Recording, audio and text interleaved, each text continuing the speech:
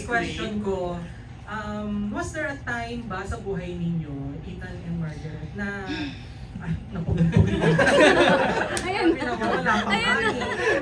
ani. Was there a time na nakapil kayo na medyo warat yung life nyo? Warat na warat. Hindi naman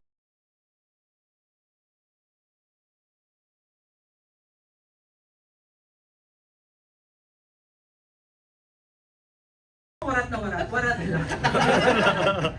Yung gano'n, yung parang wasak ba? Yung may wasak feeling ba? Opo. Siyempre, especially sa family, no? Ayan. Warat. Can you elaborate kung okay lang? Siguro soon na lang kasi It's di very pa to find already, out. di pa Siya already, rin. i-let out yung mga ganang bagay. So, kumusta ka na ngayon after what happened? After that? I'm good naman. Buo na. Buo na. So, masasabi mong buo ka na? Na nabinsan mo yung pagiging warat? Hindi pa. Hindi pa rin. Sige, si Mark. Hindi ko na ipupush, Ethan, sorry. Thank you. Si Margaret. Sa akin naman po, of course.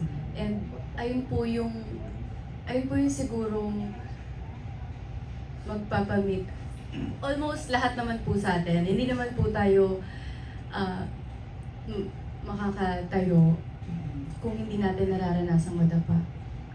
And yung warat po kasi is a very deep word po para sa akin.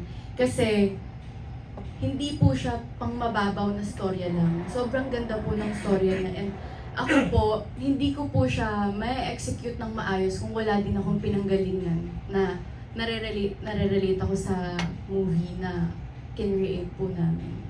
So, doon ka talaga humubot sa mga past experience? Yes po, pero hindi po ako sad about it. Kasi I'm so grateful po na I still have the courage to stand and make an outlet out of the movie po. Ayun po. Okay, thank you. Next question ko, ano yung pinakamahirap na pinagawa ni Direk sa inyong dalawa? Kasi sabi nyo nga, Gen Z, warat. Ano yung, parang nakatawa kayo sa Gen Z. Ano yung pinakamahirap? O yung parang, nagdalawang isip kayo na gawin na inutos ni Direk na gawin? Lalo na yung mga Gen Z positions sa sabi. Actually, wala naman din mga may nagdalawang isip sa mga pinagawa ni Direk. Kasi lahat naman tugma sa storyline. And hindi naman siya sobrang OA na talagang tatanggi ka kasi sobrang grabe yung scene na pinapagawa niya. Okay naman lahat. Like, na pag-uusapan naman namin ni Direk, especially Margaret. So wala kayong inayawan Wala. sa inutos? Lahat ng inutos ni Direk, ginawa namin. Yes. Si Margaret. Ako po, siguro na-confuse lang ako. Kasi nga, sobrang baliw ng mga character.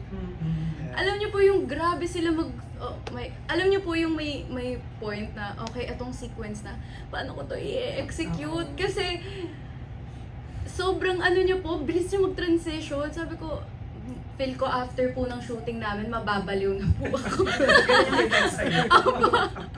Pero nakaya mo rin naman. Kinaya naman po. Paano ka, sinecure or inalagaan ni Ethan sa mga love scenes niya? Actually, naman po siya eh. Siguro, comfortable po ako sa kanya in terms of hindi po siya magta-take advantage sa akin. Kasi siya din po yung nagturo sa akin kung hanggang saan lang dapat. Ayun po. Paano sa balahibong pusa din? Or sabi niyo kung mas well Iba po. Iba po. Thank you. Thank you Salamat. po. Alright, maraming salamat po. Great question.